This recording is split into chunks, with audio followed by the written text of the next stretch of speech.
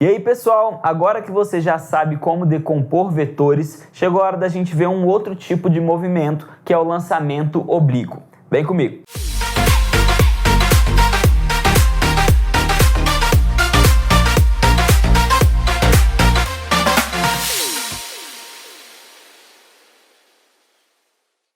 Então, pessoal, problema de lançamento oblíquo é um problema que, se você for parar para pensar, você consegue resolver sem muita dificuldade, tá? A questão é, a gente vai precisar da decomposição vetorial para resolver os problemas de lançamento oblíquo. O que é um lançamento oblíquo típico? É um lançamento no qual um corpo vai ser lançado obliquamente à nossa horizontal, ou seja, ele vai ter um ângulo de inclinação e vai ser lançado com uma velocidade inicial, fazendo esse ângulo com a nossa horizontal. Então imagina um canhão que vai disparar uma bala, tá? E ele está inclinado a um ângulo θ. O que vai acontecer com essa bala? Ela vai ser lançada e vai chegar no momento que ela vai começar a cair e vai atingir o solo. Aqui é aquele mesmo princípio do lançamento horizontal que a gente falou. A grande questão do lançamento oblíquo é que ele difere do lançamento horizontal por um detalhe, que é o seguinte: no lançamento horizontal, a gente tinha, por exemplo, uma mesa com uma bola que ia rolar e ia cair.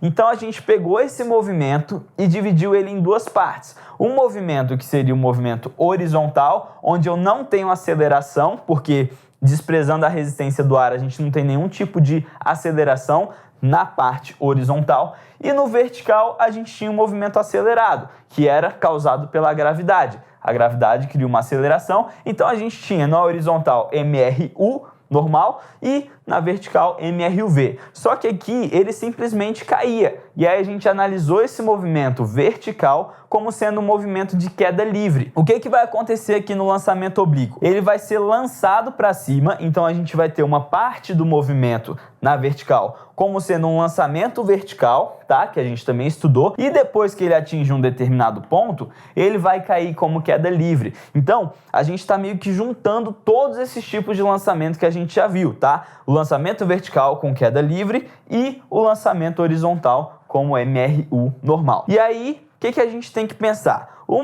nosso movimento vertical, então, vai ser um movimento MRUV.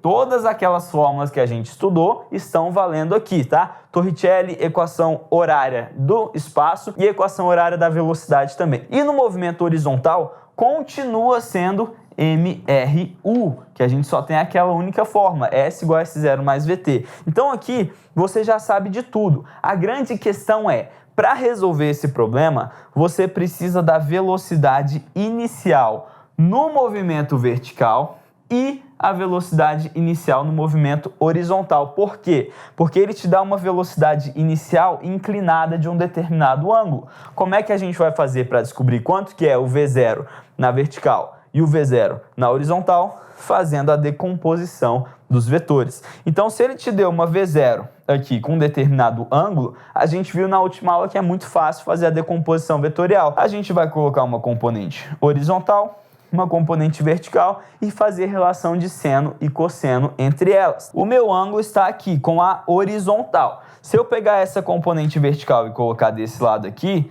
não vai mudar nada, mas eu tenho um triângulo retângulo fechado, certinho? De maneira que o meu V0 vai ser a hipotenusa, o meu VH é o cateto adjacente ao ângulo que eu tenho e o meu V, que é a vertical, está oposto ao ângulo que eu tenho. Cateto adjacente é uma relação de cosseno, cateto oposto é uma relação de seno. Então fica fácil, se ele te deu uma velocidade inicial com uma certa inclinação e ele te deu o ângulo, é muito fácil descobrir quanto que é o V0 na horizontal e o V0 na vertical. Basta fazer o V0 que ele te deu vezes o cosseno de θ, você vai encontrar o valor da componente horizontal. O V0 vezes o seno de θ, você vai encontrar a componente vertical, tá? Essas fórmulas aqui, elas são, digamos assim, padrão. Elas não são necessariamente regra. Toda vez que o VH vai ser o cosseno, toda vez que for o VV vai ser o seno.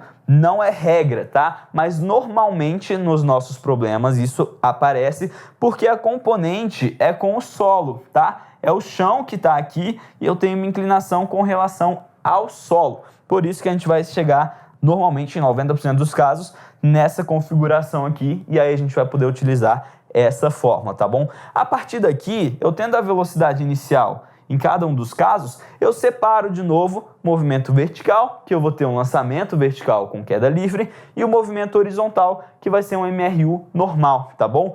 Quais são os pontos mais interessantes desse problema? É a altura máxima, tá? Que aí a gente vai ver que é quando a velocidade na vertical chega a zero, e a distância máxima, o alcance máximo. Um ponto aqui muito importante é o seguinte: se eu tiver alinhado, ou seja, se o ponto que ele sai está na mesma altura do ponto que ele chega, o tempo que ele leva para subir é o mesmo tempo que ele leva para descer. Então a gente consegue descobrir o tempo para chegar na altura máxima, tá? Multiplica por 2, a gente tem o tempo que ele chega lá no solo de novo. E também a distância horizontal até chegar na altura máxima vai ser a mesma para atingir o solo de novo, tá bom? Então só algumas considerações. Na próxima aula a gente vai fazer um exercício de lançamento oblíquo para que você entenda melhor esse conceito. Eu te vejo lá.